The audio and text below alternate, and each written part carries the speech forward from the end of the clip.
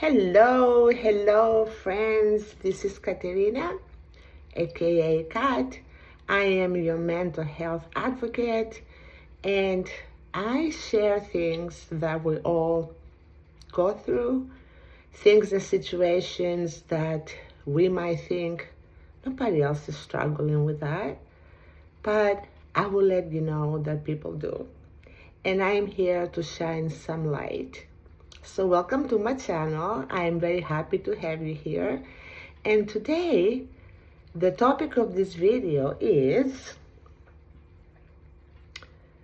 how you can recognize self-abandonment. Are you abandoning yourself, my friends? And you don't realize it. So this is something that I am still dealing with. So I speak from a lot of experience and personal heartbreak when I speak about this subject, because this has been a struggle for me. And really everything I talk about in this video is something that I have personally experienced. Therefore, I feel a little bit more qualified to talk about it, right? So I often look at myself in the mirror and I either say affirmations or ask myself questions. I don't say that you have to do that, but somehow it helps when you look at yourself and sometimes attach the mirror. And I think about when I was a young child, when I was 4, 5, even younger.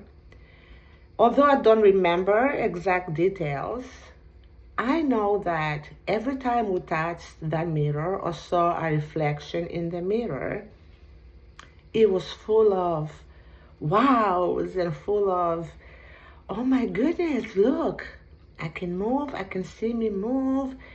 There was no judging, there was no loathing, there was nothing but pure amazement and love towards ourselves. And this is something we deal with today, and I cannot completely say that we have mastered that. Of course, how often do we master things, right? It's a work in progress for a lot of us. So this is the questions I'm going to ask you, friends. Have you answered late phone calls? Have you made yourself available to everybody at all times? Have you smiled at people? Have you acted happy when inside your heart is broken, your spirit is broken, and you feel horrible, but you managed to put on an act? Have you become everything for everyone else? And the answer for me is yes. I have done that for a long period of time. And that's when I stopped becoming who I needed to be. That's when I felt like, where is the real Katerina? What is me all about? Because my whole life was based upon other people. And that's what self-abandonment really is. We abandon ourselves because we want to do for our family, for our friends, for our church members, for everyone but ourselves. And you know, self-abandonment, it doesn't happen overnight. One morning you wake up and you say, oh my gosh, I'm abandoning myself. No. It takes time. It quietly happens over time until one day you wake up and you don't know who you are and you are actually exhausted. Exhausted. So self-abandonment may look like, oh God, you know, this is something that is amazing. This is something that the whole world needs from me. So the world might make you feel like you're responsible. You're responsible for your grandchildren. You're responsible for your grown children. You're responsible for people at work. You're responsible. You're always fixing things. You please people. You go the extra mile to do what's needed. So the world appreciates this. But the question is, who appreciates you? Who appreciates me? Who's pouring into me? You know what the result is? And again, I'm speaking from experience. The patience becomes way shorter. My nerves are bad. Joy is hard to find. My identity was tied to who's needing what and when do they need it. And then you start believing that our value is tied to the people who we help instead of who we really are. And we mistake that for love. A big mistake we make is to confuse that being loved equals to being useful. Being useful may earn some appreciation, for sure, but cannot replace genuine love, everyone. And we need to begin to heal, and we need to start protecting us. What kind of life allows you to respect yourself? How do you get to that respect for you and peace and love for you when you go to bed at night, when your day has ended and everything has been done? What kind of life allows you to respect yourself? So you have to, like I said, respect yourself. Make the decisions, have the honest, difficult conversations with people. Release those unhealthy attachments that we have. We cannot continue, for example, to give clarity to someone when our life is so confusing, when we feel confused. We cannot give peace to anybody when we live in total anxiety. We cannot pour confidence into a friend or a family member or a coworker when our soul feels empty. And that's what self-abandonment does. Your soul feels empty. We have to take responsibility for ourselves. We have to rest without being guilty. Example, there's often times to where I think about turning my phone off or put it on do not disturb so I can perhaps lay down and take a nap or read a book or listen to music or whatever, and I feel guilty. Because what if so-and-so calls me and I missed that important phone call? So how do we rest without feeling guilty? How do we learn without comparing with others, without comparison? How do we grow with other people's approval? So ask yourself, what part of you have you been neglecting while trying to be everything for everyone else? Friends, we have to really respect us and genuinely value us. And healing, like it takes quite a while to realize that you have been giving way too much, that you have self-abandoned, it also takes time to heal. And it becomes with baby steps, again, and small choices. Tell the truth to people. Have these honest conversations. Do not apologize for having your own needs. You do not have to be like me, too afraid to turn my phone off in case I miss an important phone call. Because people will leave a message, and it's not like you're gonna do without your phone the whole day and night, right? So shrinking yourself does not lead to peace. Doing without what makes yourself happy does not lead to peace. So ask yourselves, like I constantly ask myself, do I constantly seek approval from others before I make any decisions?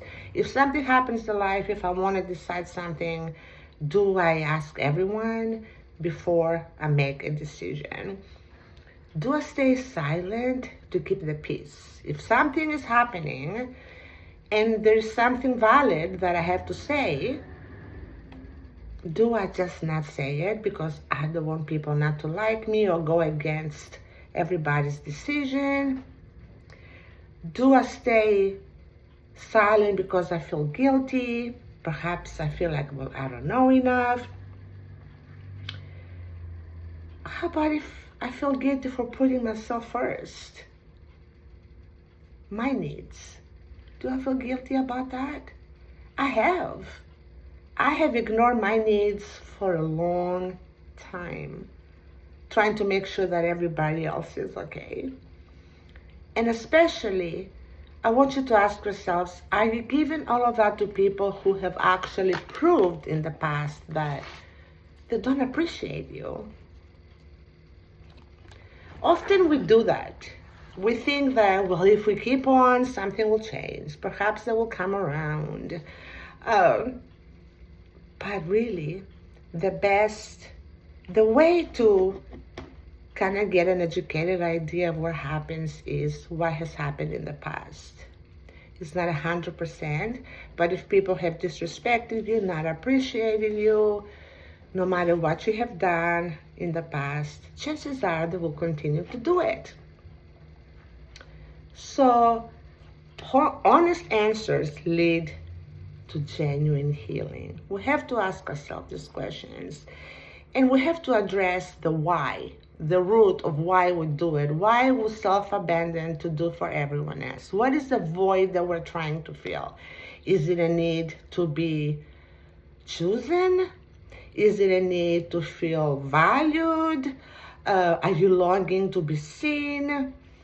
Are you afraid of being alone? And if you stand your ground, people won't like you anymore and they'll step away.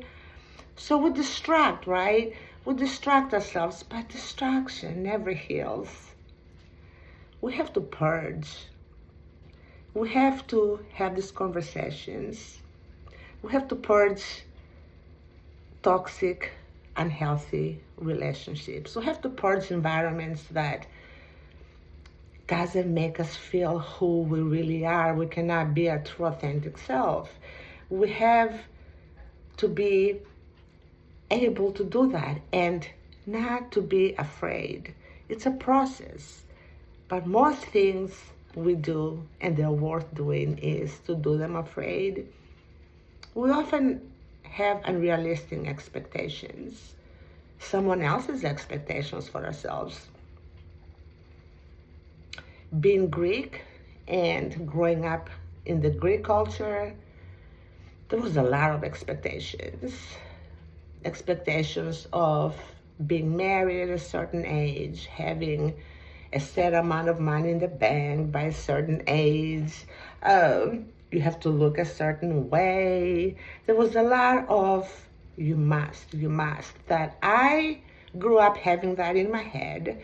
And it took a lot of work for me to overcome them and say, who put these expectations on me? Culture did. People did. I don't have to obey by it anymore as long as what I do gives me peace. And a simple life that reflects my values. What are your values? I value family. I value a social life connection with others, but not a huge social life and a huge connection, just the very few that I treasure. I'm social, I am nice to everybody, I am kind, but I don't have to invite them in my inner circle. So you have to do baby steps so you can trust you again. And if you start trusting you, and realize why you overgive and you overdo for other people, you gain your confidence back. And your confidence will give you peace. And your peace will give you freedom. The most important part is earn your own respect. So I hope this helps someone who has found themselves losing who they really are because their whole life has been all about pleasing others and doing for others and doing it from an empty soul. If this resonated with you, please like, please subscribe, please share with other people that you think that might be helpful to them. I appreciate every and single one of you who have watched this video, and drop me a comment as well if there is something that you want to discuss or a different topic that's in your heart, because I speak about different things that I have experienced, I have overcome, or I'm in the process of overcoming, because that's when I speak the best, because it comes out of my soul and my personal experience and not what the books taught me. I wish you all a wonderful day, and I'll see you again. Bye-bye.